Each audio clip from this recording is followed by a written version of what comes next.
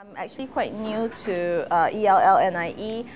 Prior to my stint here, I was actually with MOE Education Technology Division, and I do professional training actually for teachers. So Pratima actually approached me to do this sharing, and I say, can I do it in December, because I want to kind of have a go with how it's going to be like trying it out with a huge group. So some of the things I'm showcasing here are things that I've done with my BA Year 4 in a lectures hall kind of situation. So the main purpose of this sharing is to showcase there are certain Google applications that you can use with huge groups and it will still work, okay? The kind of physical setting you have to imagine is, well, lecture theatre. Students should have their own laptops.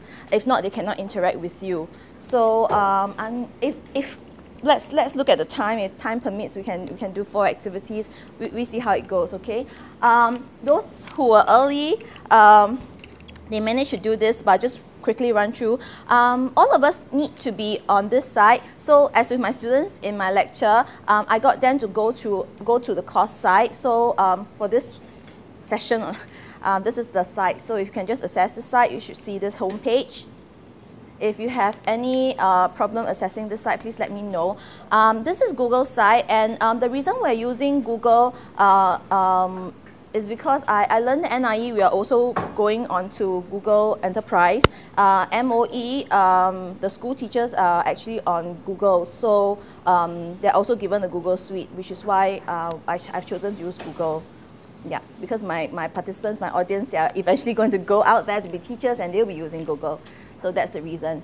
Okay, other than that, it's because I love Google too. It's really powerful. There are a lot of stuff you can do with it, and I'm just going to show a few this session.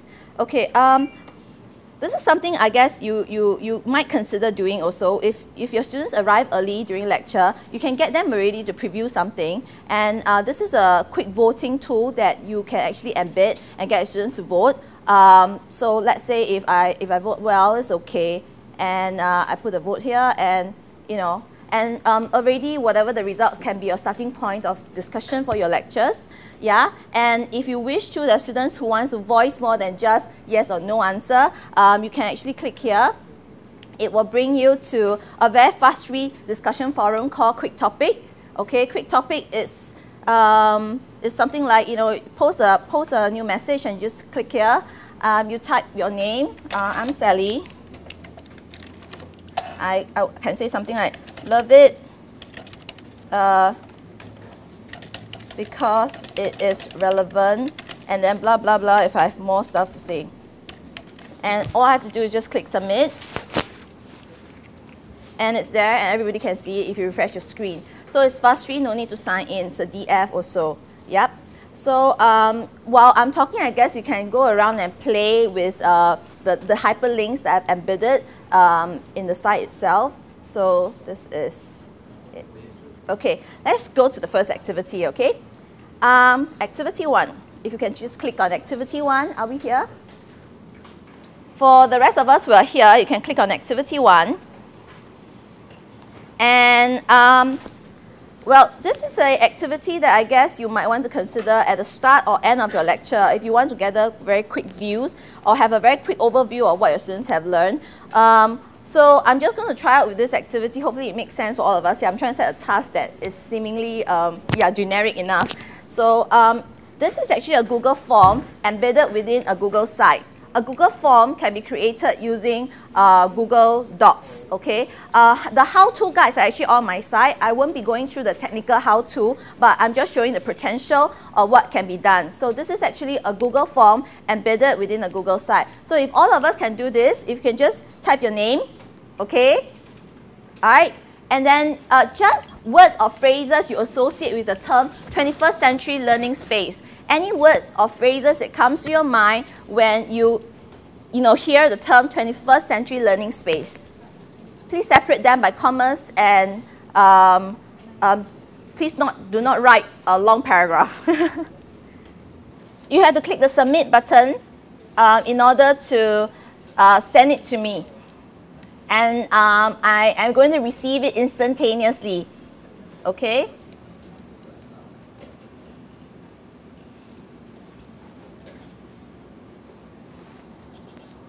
Normally, my students in the class, the first time they key this in, I ask them to save it and bookmark it, so that the rest of the time they would just click the bookmark. It's already in their favorites, so they don't have to key in. So it's a just first time investment of time. Can I move on? Okay. So what happened is that once you have clicked submit, the lecturer can go to the Google Docs that's collecting all the response. So these are all your responses. As you can see, you can go as many as 100. I did it with my class of 150 and it works really well. What I'm going to do now is, you see 150, you're not able to plow through all. So how are you going to summarize instantaneously? This is what I'm going to do. I'm going to copy.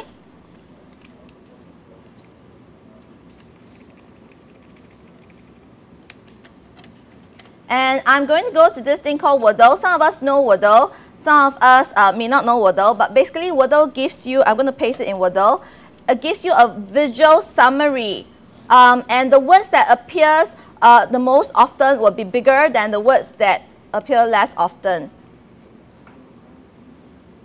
So what you have is a visual summaries of everybody's thought. And most of you, when you think of the word 21st century learning, you will immediately think of interactive, learning, collaborative. Those are big. Most of you think in that way. And the outliers are also worth looking at. Yeah, so if you have done a Wordle in the beginning of a lecture of a certain very important term, and then you have gone through the lecture that may somehow change your understanding of that term, you can do a Wordle again at the end to see how the two compares. And that will give you an indicator if there's active learning involved. Okay, those keywords that you really want stand out should stand out, and it's instantaneous feedback for the teacher. Yeah, the lecturer in this case. Okay? So this is the first activity. By the way, this activity, right, also allows me to take attendance. In a lecture situation of, let's say, 150, sometimes you try to circulate a piece of paper, the paper goes missing, or they take on each other's behalf. How to overcome it? Actually, at the same time when you're doing that, when you key in your name, you have already signed in. If you look at my Google spreadsheet, right, I have all your names, and I even have the timing, so you can't possibly cheat.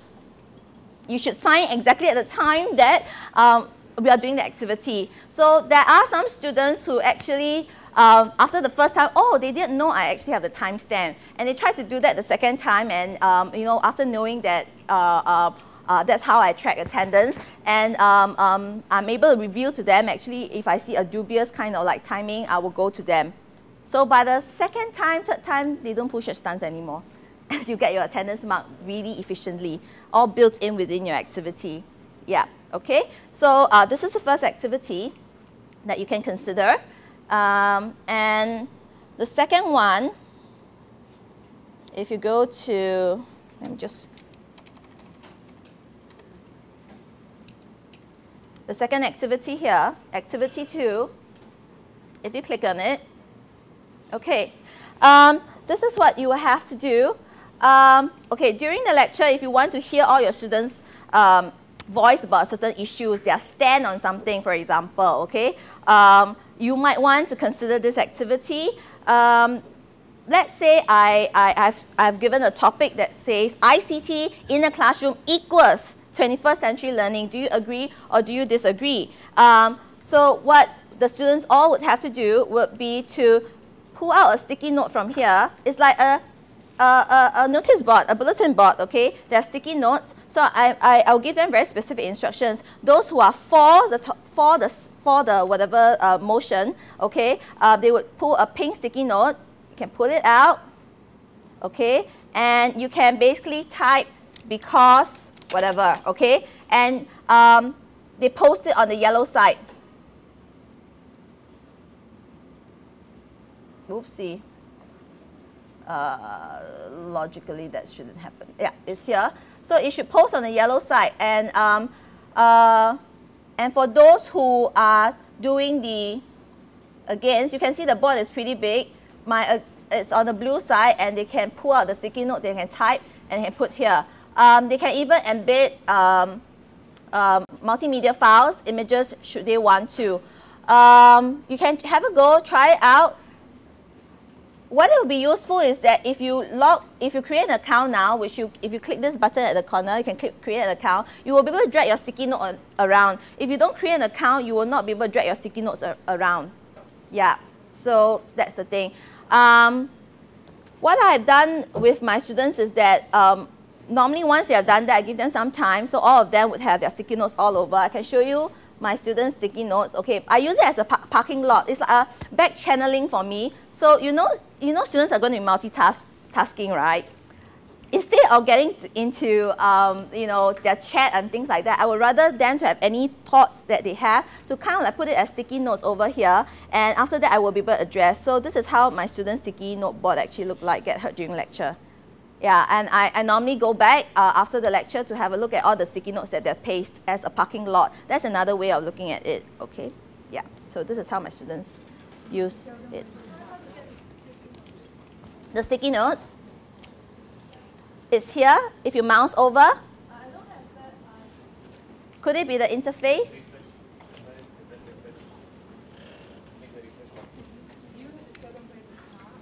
Where to park, as in for and against. Yes, I told them, like, for those who are for, okay, you would most probably go to the yellow side, and then you can park a pink sticky note, and you type whatever you want to type, and you tell me what are your thoughts about, let's say, certain issues that I've posted. Let's say 21st century learning. Okay, I think that I totally agree with this. I'll pull out a sticky note that is pink in color. Those who are for, put a pink sticky note, and then you stick it on the yellow side. Type whatever you type, and then you post. So at the end, you have a lot of sticky notes all over with all their views. You might want to pull two really contrasting views and actually get the students to actually talk during lecture and voice out their thoughts. Yeah. So this is something that I've done before. And you might, yes? Sorry, how do we use these tools? It's all in your lecture notes or something like that. What's the name of this sticky note? Oh, this is called Linoid. I will show you in a while. I've actually put all the how-to here.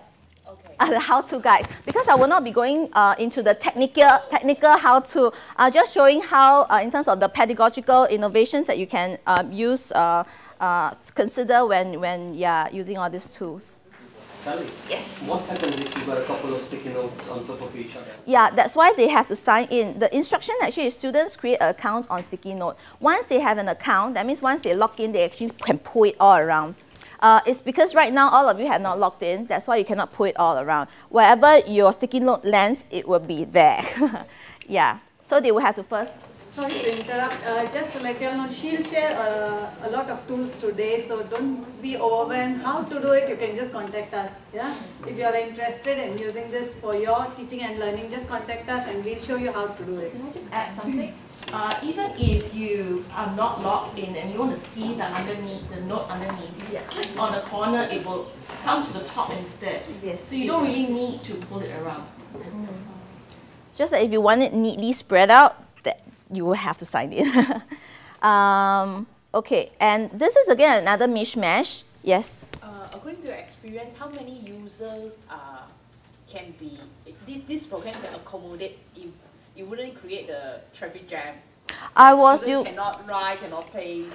I was using with 150 students. That's why I asked for Pratina to let me share after I finish my lecture so I can let you know whether it works or not. So I was doing it with my BA Year 4 students, so it's about nearly 150 or so, slightly less than that. Yeah. So this is what they have done, and it works. Including the activity one, the Google Forms and all those, it works. Instantaneous. Okay. Given our wireless, our bandwidth, it works. Yeah. Okay, and the third activity is actually this. Okay, another mishmash. My lecture actually brought them through this multi-modality mode. So one of the things they had to do is I gave them a picture, for example. They had to think of a caption, okay, words to go with it, so that it brings out the meaning of the picture. So one of the things that you can consider doing is this. If you want to hear voice being another mode, okay, to bring out the mood of, let's say, this particular scenery, you might want to consider this tool called Vocal Rule. Okay, Vocaroo, VOCARR, looks like this. When you, my link is here if you want to click and have a look, but I've actually opened my window here.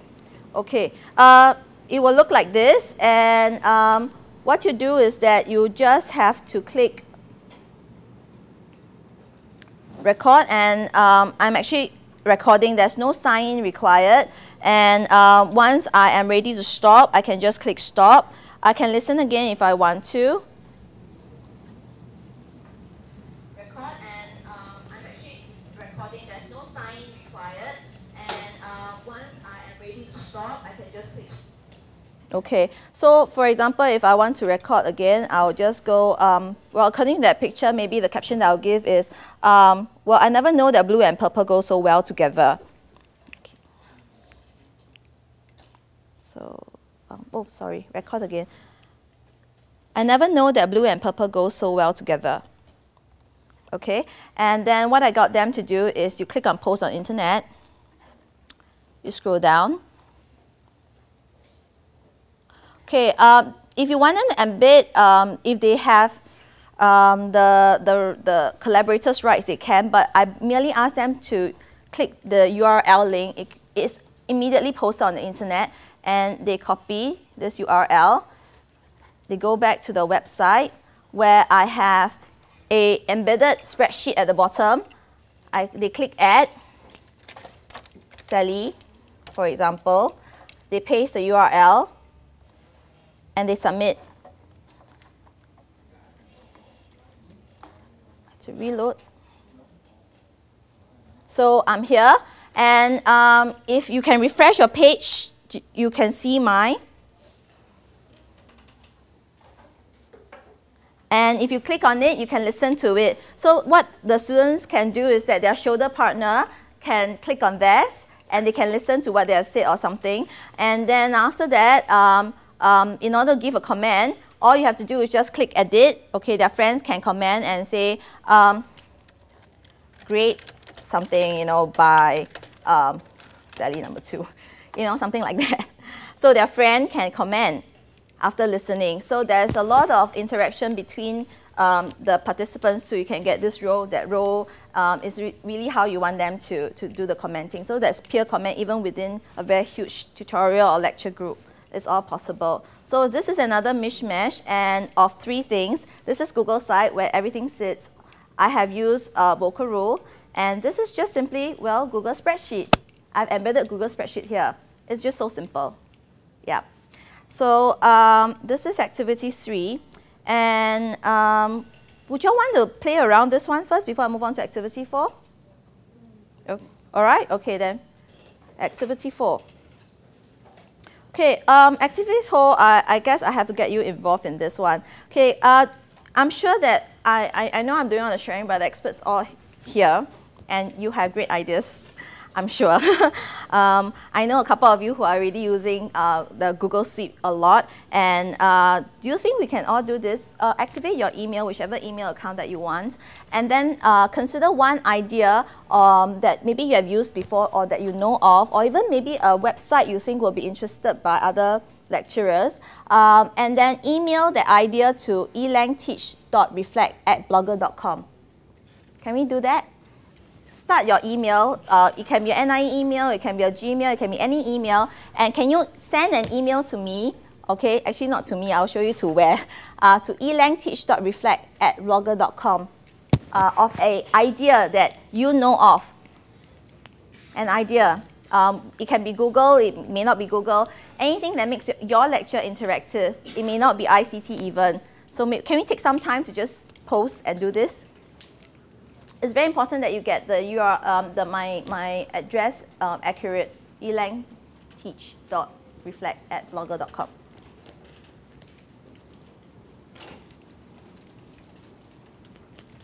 For the rest of you who have clicked send, actually, you notice that I have a hyperlink here.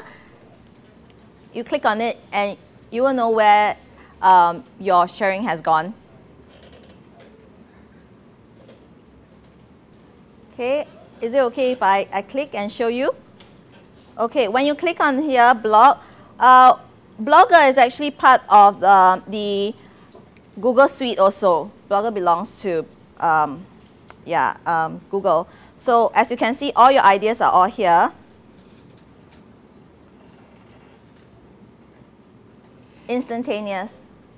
So if you get your students to share their ideas, okay, or their reflection, you don't have to collect them in a very tedious manner, and everybody can look at everybody else's reflection immediately before they leave the lecture theatre. Get them to reflect and get them to comment on each other's reflection if you want to also. So it's as simple as just creating a email address to your blog. So using the email address to your blog, your students do not need to log in at all, and they can have their posts all up here.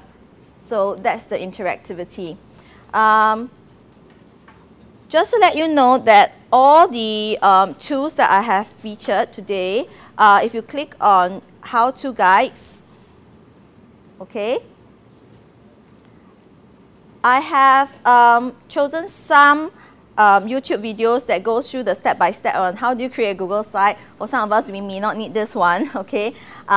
Google form, how do you embed it in a Google site, and so on and so forth. They're all there, and Linoit, all those things that I've mentioned, okay. So if you're interested and you still find the video not comprehensive, I think sales will be very glad to assist. Also, just to let you know, back activity 4 at the bottom, I have this a new way to lecture. If you open up this book, there are even more ideas on how to use Glockster and the rest of other tools, okay?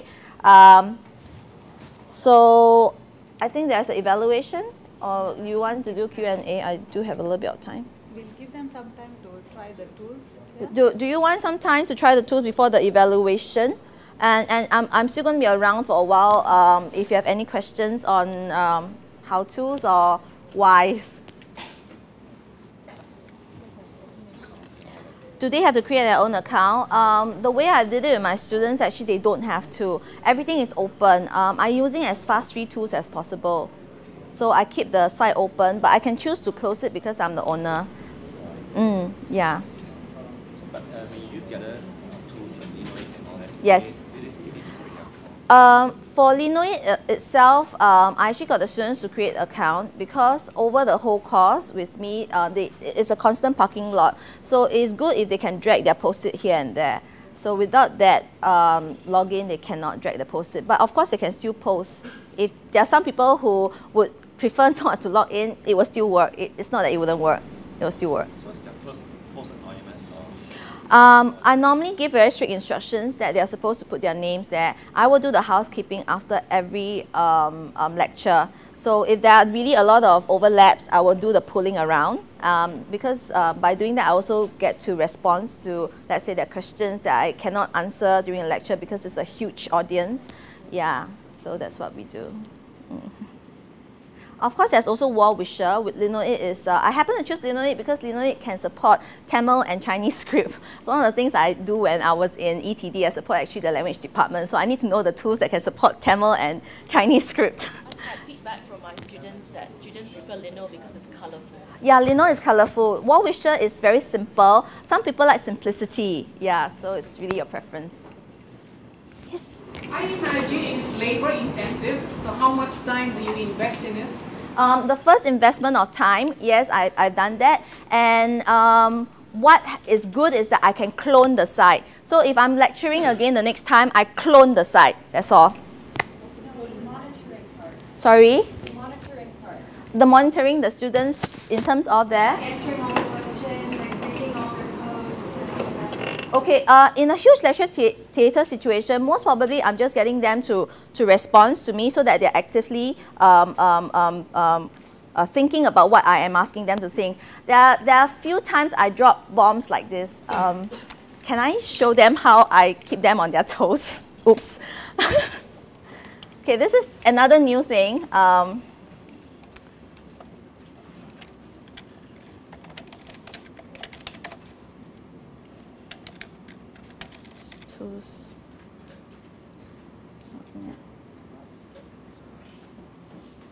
Okay, this is classtools.net.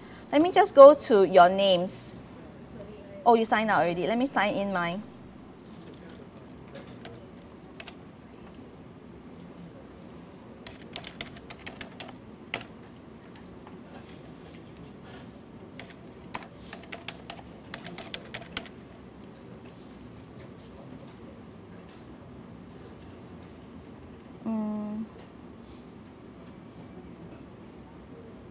So, well, you would have your student's name. So these are your names here.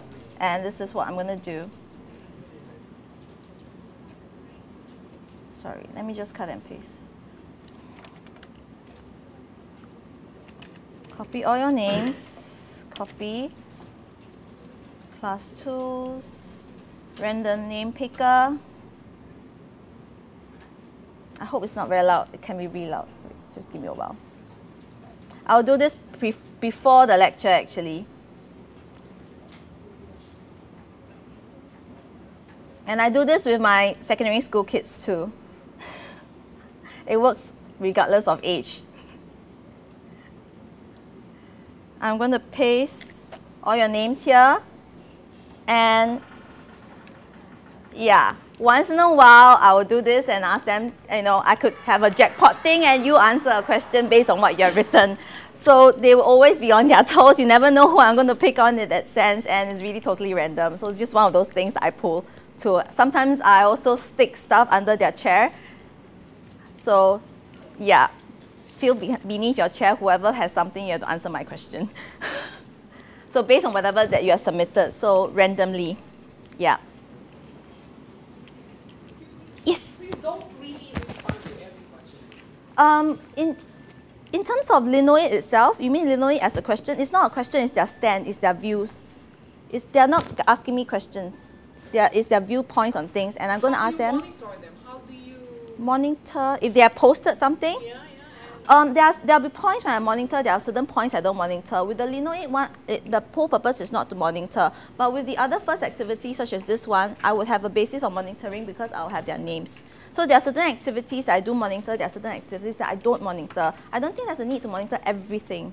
Yeah. So I kind of choose according to what I think I want to monitor. Yeah. The purpose of the Linoit activity, for example, that one, is to get them to have a stand, okay? I just want to hear everyone. Instead of just having one or two, everybody have a voice, and based on what everybody say, I can pick two very contrasting views, and I get them to then voice out to the whole class after that. So that's the purpose of that particular activity. It's not for me to monitor. Yeah.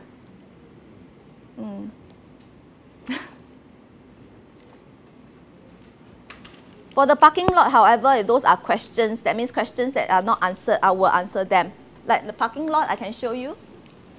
This is parking lot. My students' actual parking lot. Yep. So this is the actual parking lot. So they have comments, they have questions. So I told them that the questions are supposed to be in red. So I will purposely look for the red one and make sure I answer them. Some are comments, some are interesting things that they share. So yeah. And not all the students will have, they do posts for this parking lot. So I use it for different purpose. So for Linoit in this case, it's a parking lot. For questions, for ideas, for comments, or any afterthoughts. Yeah. Yes? How did I embed? Yeah, I want to know about this one. This one. How The do blog. You embed, yeah, inside. Embed the blog. Yeah. I mean, how do I create the email? Because this blog is a Google blog. Yeah, it's a Google blog. I didn't embed the blog. It's just a link. So you click on the link, you go to that blog. What I've created is just the email to blog. This is the email to blog. How do you create the email to blog? Oh, so you just give them this one? Yes, it's just an email. That means the blog now has an address. Yeah. So on your Google, your administrator's site, right? How will it be shown? Okay. So, okay, the question is, how do I create the email to blog? So let me just go to Blogger. Okay, let me sign in. Okay, settings. Under settings, if you look at email and mobile, I can even get the students to do mobile. Yep, I just didn't do that. I created an email address, that's all. This is how it looks like. And just using the email address, they don't have to sign in. They just email, like to instead of email to another email account, they email to the blog now and immediately it's posted. It's the same concept. Yes? Can you show that just how you mentioned about the mobile, right? The mobile. The email and mobile. The mobile. Mobile devices. Yeah. Is this response Posting by using SMS. mobile phone? You would have to configure the mobile now, so yeah. Because is this the same as the interactive SMS? For WordPress, SMS, blogging using SMS is only available for US. Blogger, I'm not sure. A lot of features are only available in the US. Yes. Oh. Yeah, but you can use email to blog. So. Email to blog is perfectly fine. This one, I would have to check it out whether it works in Singapore. I've not tried with Singapore, but I know the feature is available. Same for polls, same for certain polls also. Like poll everywhere is very popular, but the email not, yeah, it's not a Singapore number. You actually have to pay. So even if you can, you end up paying IDD rates, you see. So I would have checked all this out. I've not tried that before. But if there's an app available, then using iPhone or iPad, you can. Yeah. Yes. Can the students see the blog? Yeah, they can see the blog. So when you are, let's say this is what the students see, right? So activity 4, I have already created a link. So you just click on this link and they see the blog. The whole point is for them to be able to see the blog. And then they can comment each other's posting to make it more interactive amongst them also. So it's instantaneous. And I can see, they can see, everybody can see.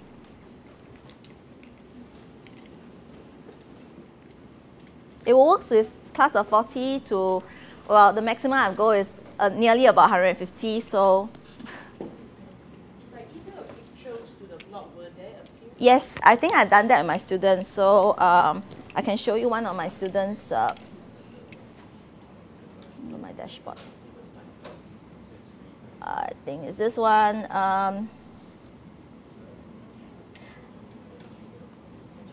Yeah. They were using comics to design inferential questions. So they posted all this via email. So it's yeah, it's really colorful. It's all there. Yeah.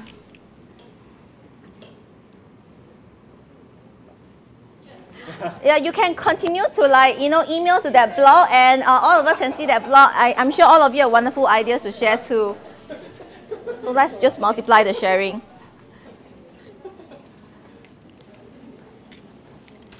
By the way, if you mouse over, my contacts are here.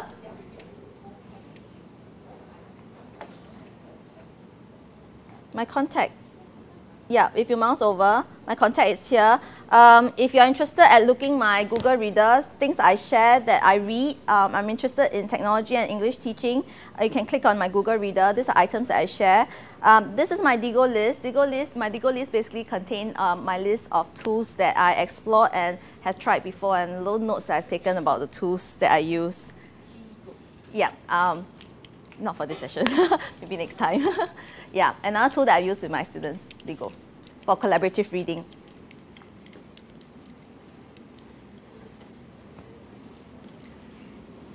You can click on my profile and you will be able to get my contact numbers and emails. Yes. Google Docs.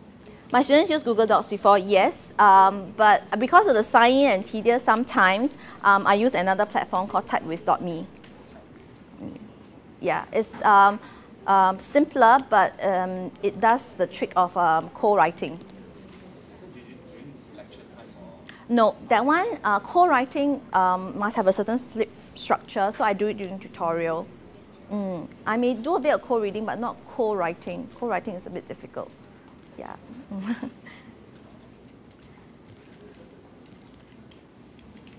So thanks for coming. I hope this sharing is useful, and yeah, contact me if you wish to. Okay. Thanks.